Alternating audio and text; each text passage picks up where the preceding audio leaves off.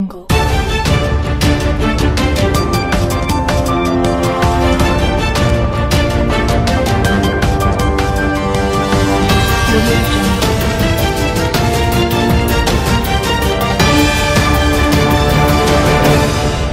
है Bharat news channel अपने episode जनता की अदालत में इस विचारों के साथ कि वो जिन्होंने भारत का गौरवशाली इतिहास गढ़ा और वो जो आज गढ़ने जा रहे हैं उनके जीवन के प्रेरणादायी क्षणों कार्यों का जो युवाओं को दिशा और जनता में नई स्फूर्ति का संचार कर महान भारत को तन मन से गढ़ने की प्रेरणा देगा।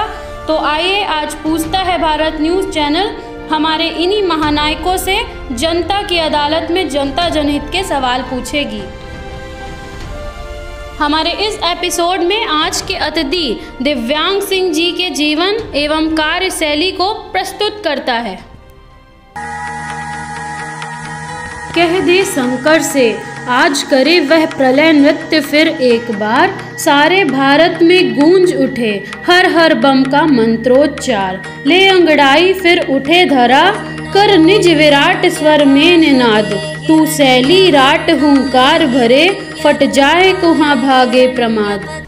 इतिहास गवाह है कि जब जब व्यक्तियों ने अपने निजी स्वार्थ को छोड़कर मानव जीवन के लिए कार्य में कठोर परिश्रम निर्भीक निर्णय अविचलित मन से निर्भय हो अपने जीवन के कर्मों का बलिदान देता है तो वह ईसा राम रहीम तुलसी सूरदास गांधी सुभाष भगत चंद्रशेखर खुदीराम जैसे महापुरुष बन भारत माँ की रक्त वाहिनी में समा जाते हैं और युगों युगों तक कीर्ति पताका लहराते हैं। उनके पृथ्वी पर पड़े पद चापों से निकलने वाली ध्वनि उनके कठिन सार्थक विचारों का लक्ष्य दृष्टिगोचर करती हैं। उसे जनहित के कार्यों में समाज की नकारात्मकता और हास्यपद की कड़वी सच्चाई झेलते हुए बड़ा मार्मिक दर्द सहना पड़ता है।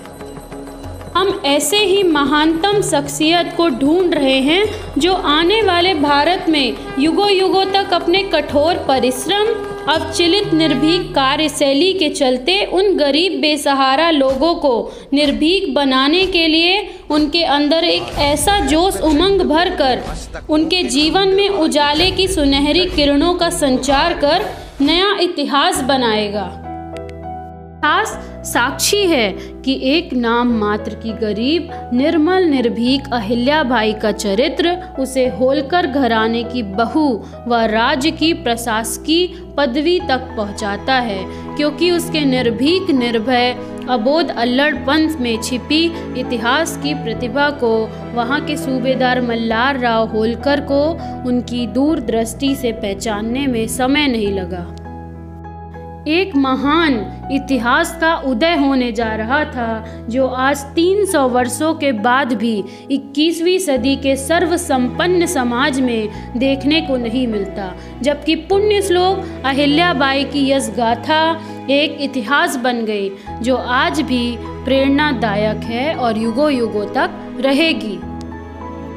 ऐसे ही महानतम शख्सियत को ढूंढ रहे हैं जो आने वाले भारत में युगों युगों तक अपने कठोर परिश्रम अविचलित निर्भीक कार्यशैली के चलते उन गरीब बेसहारा लोगों को निर्भीक बनाने के लिए उनके अंदर एक ऐसा जोश उमंग भरकर उनके जीवन में उजाले की सुनहरी किरणों का संचार कर एक नया इतिहास बनाएगा।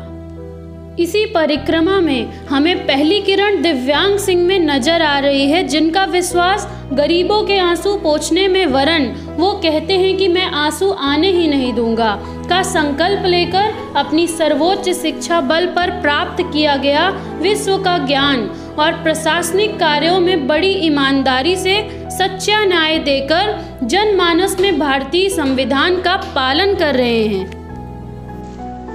आज मैं आपको एक ईमानदार IAS ऑफिसर दिव्यांग सिंह के बारे में बताने जा रही हूँ, जिन्होंने 2016 की परीक्षा में ऑल इंडिया 347वीं रैंक हासिल की। कहते हैं जब इंसान में काबिलियत होती है तो वह संसाधनों का मोहताज नहीं होता, और ऐसा ही कुछ इन्होंने कर दिखाया। इन्होंने कॉलेज की पढ़ाई के साथ ही कम समय में तैयारी की और परीक्षा दी और पहले ही प्रयास में इन्होंने ऑल इंडिया रैंक 347 हासिल की। दिव्यांग जी बताते हैं कि उनके मन में जब यह विचार आया कि उन्हें आईएएस की परीक्षा देनी है तो उन्होंने इसकी तैयारी के लिए कोई कोचिंग सेंटर ज्वाइन नहीं किया। उन्होंने सेल्फ स्टडी करना शुरू किया क्योंकि दिव्यांग सिंह के अंदर कुछ भी कर गुजरने का जुनून इस कदर हावी था कि उन्होंने कॉलेज पढ़ाई के साथ ही आईएएस एग्जाम की भी प्रिपरेशन की और अव्वल स्थान भी प्राप्त किया। दिव्यांग सिंह ने अपनी कॉलेज की पढ़ाई गुजरात के आईआईटी गांधीनगर से केमिकल इंजीनियरिंग सब्जेक्ट से कंप्लीट की और इन्होंने इंटर्नशिप यूएस के ओहियो, शिकागो एंड कैलिफोर्निया से की और साथ ही ल्यूएल कंपनी के साथ सेफ्टी इंजीनियरिंग और सोलर पैनल में भी वर्क किया। कॉलेज के लास्ट ईयर में समय का अभाव होने के बाद भी आईपीएस की प्रिपरेशन की और वह सफल हो गए। दिव्यांग सिंह के पिता आईएफएस ऑफिसर थे। माताजी भी प्रतिभाशाली और शिक्षित रही, इसीलिए इनके घर पर पढ़ने लिखने का माहौल शुरू से ही अच्छा रहा। दिव्यांग सिंह अपने परिवार में 3rd जनरेशन के आईपीएस ऑफिसर हैं। इन्होंने बताया कि इनसे पहले भी उनके परिवार के कई सदस्यों ने यह मुकाम हासिल किया। इनका प्रेरणा स्रोत महापुरुष स्वामी विवेकानंद जी से जागा। उनकी इनोवेटिव थिंकिंग, कंसंट्रेशन के कारण वह काफ़ी प्रभावित हुए। जिस वर्ष इन्होंने आईएएस की परीक्षा क्रॉस की थी तब वह 30 वर्ष के थे। वह युवा आईएएस अधिकारी में से एक हैं। दिव्यांग सिंह का जन्म छिंदवाड़ा में हुआ और इनके पिताजी की सर्विस के कारण उनका ट्रांसफ़र कई जगह होने की वजह से उनकी पढ़ाई अलग अलग स्कूलों से हुई। इसी वजह से उन्होंने इंग्लिश और हिंदी मीडियम दोनों से ही पढ़ाई की और इसी वजह से उन्हें हर तरह के माहौल में रहने का अवसर मिला। कुछ दोस्त कृषि भूमि से भी थे जिनके साथ रहकर उन्होंने उनकी परिस्थितियां समझी और उनके अंदर बचपन से ही कुछ ऐसा करने की लौ जागृत हुई। 10वीं के बाद साइंस में इंटरेस्ट होने की वजह से इन्होंने साइंस प्लस मैथ लेकर 11वीं 12वीं की पढ़ाई की।